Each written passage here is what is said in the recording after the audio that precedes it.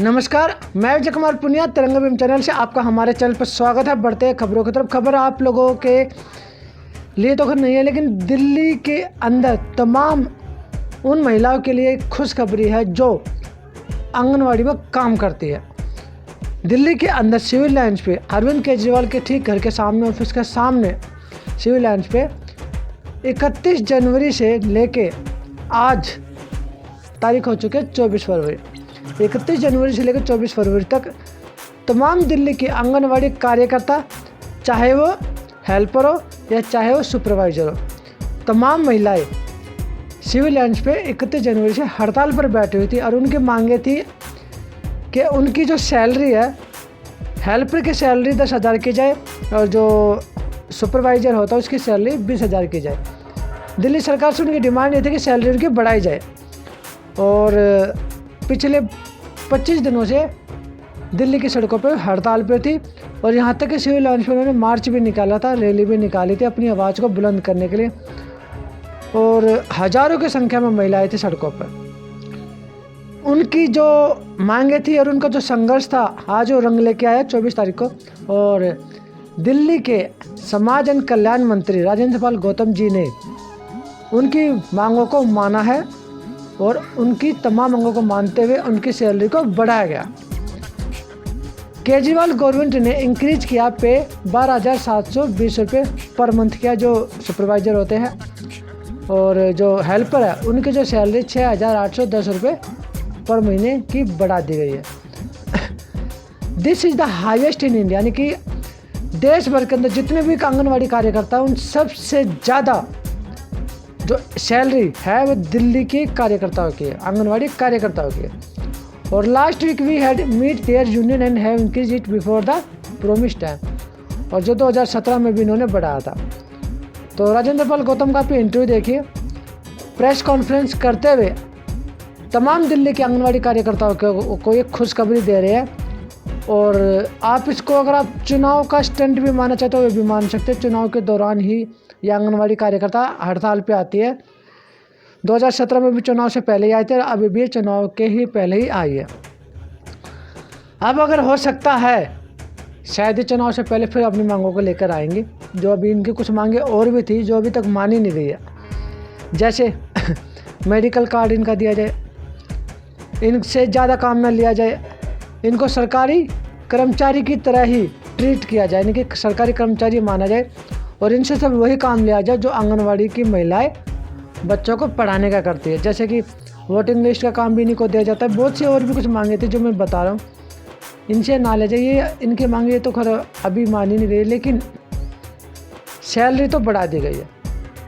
तो आप राजेंद्र पाल गौतम की इस वीडियो को देखिए जो प्रेस कॉन्फ्रेंस कर रहे हैं।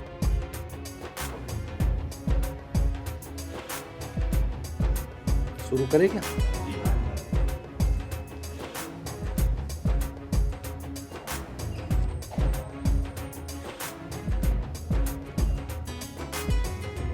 नमस्कार सभी को।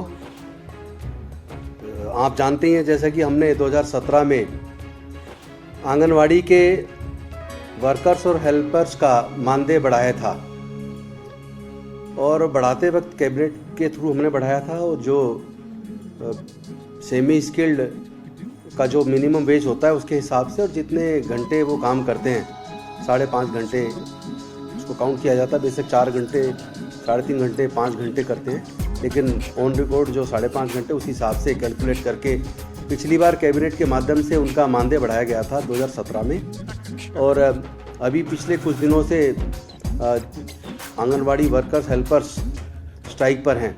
उन्होंने जो हमें एक अपना डिमांड पत्र दिया था, तो वो डिमांड पत्र देखने के बाद जो रीज़नेबल चीज़ें लगी, उन रीज़नेबल चीज़ों को देखते हुए हमने सरकार ने ये फ़ैसला लिया है कि उनके मानदेय को हमें आज के परिस्थिति के हिसाब से जो जिस तरह महंगाई का बढ़ी है उसके हिसाब से, आज के हिसाब से उनका मानदेय बढ़ाया जाना चाहिए।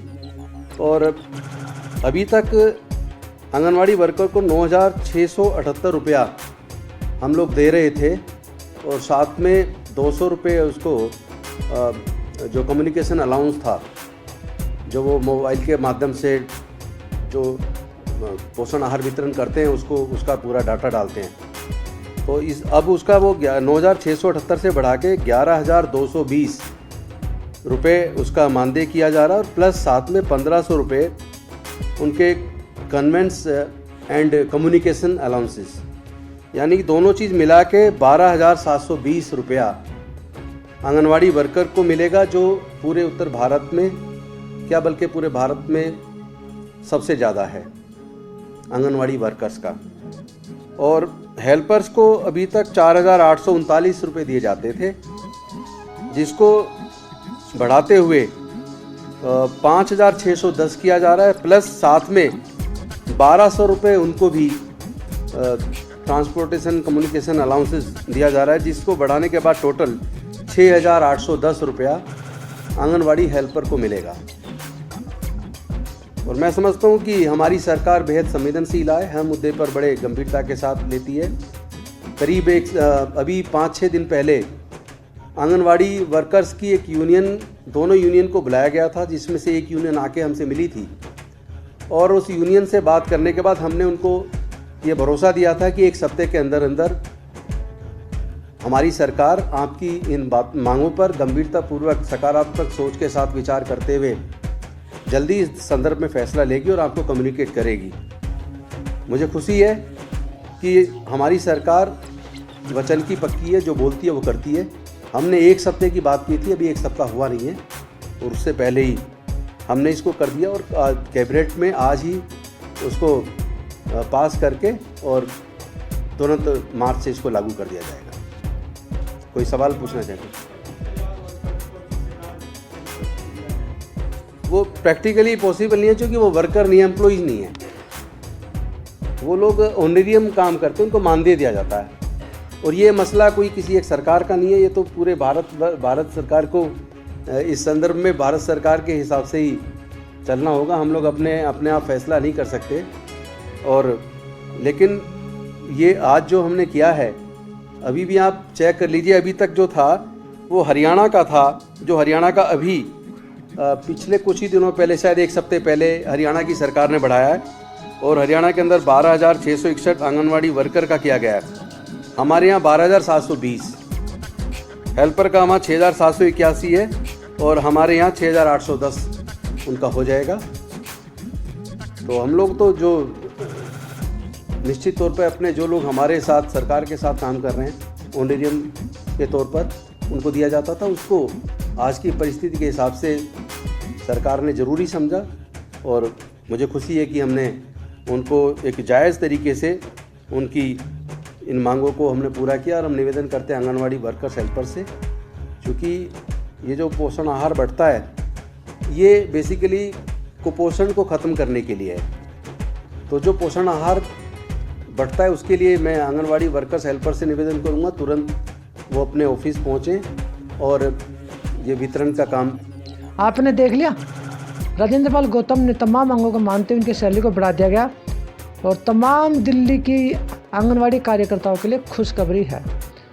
तो आप इस वीडियो को ज़्यादा से ज़्यादा लोगों तक शेयर कीजिए और तमाम उन आंगनवाड़ी कार्यकर्ताओं को भेजिए, ताकि उनको खुशी हो और उनकी जो मांगे थी, उनका जो संघर्ष था, रंग लेके आया।